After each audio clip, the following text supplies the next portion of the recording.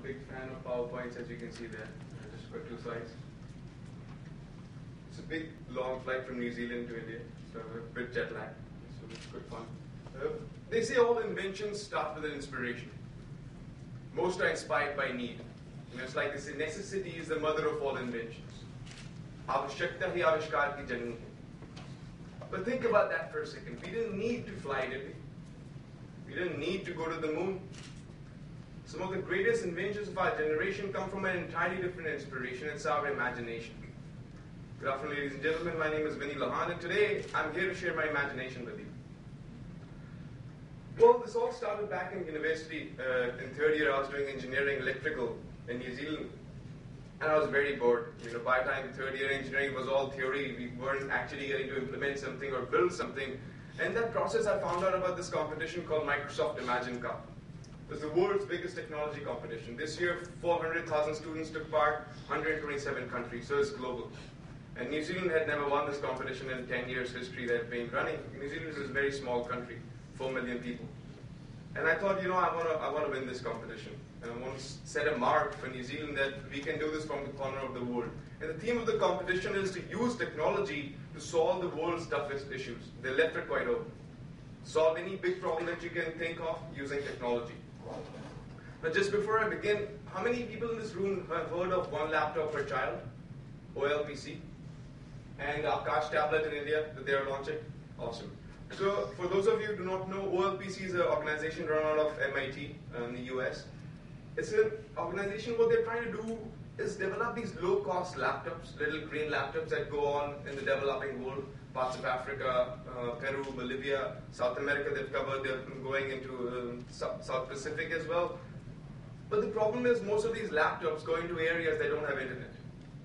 So the question was, well, how do you update these laptops? How do you send books to them? How do you send software to them? How do you send anything to them? There were these solutions which were using satellite technologies, but they were too expensive in most places.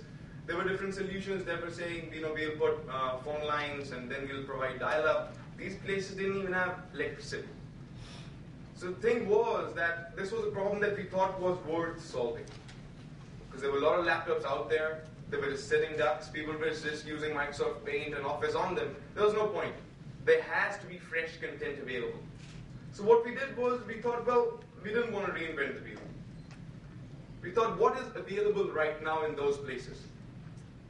That is independent of the government. Because, I don't know, maybe back in university I had a very different view of governments. I thought they didn't do much work. And I thought I had to build something that had as less dependency on the government as possible. So I found out that most of these places have community radios. And if not community radios, they're still under AM and FM coverage.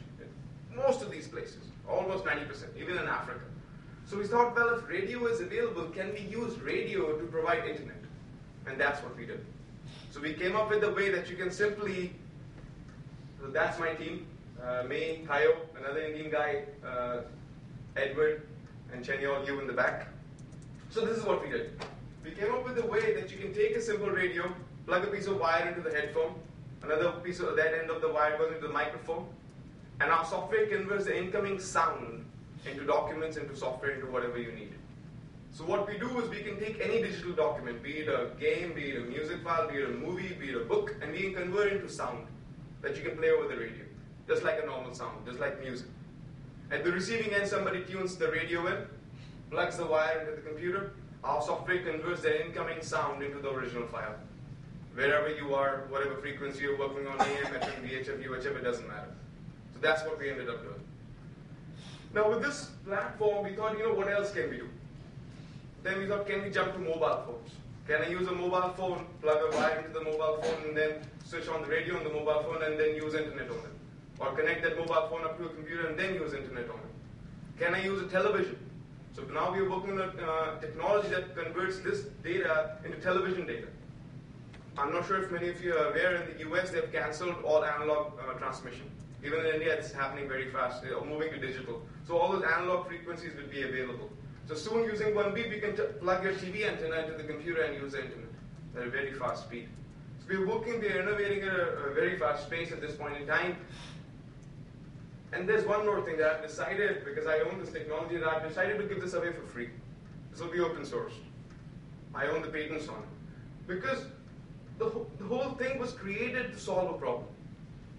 It was never created to make money. There are other ways to make money which we are working on. But this was created to solve a problem. And that's exactly what we stuck true to. Now, second thing that we did was that from day one, we didn't act as students.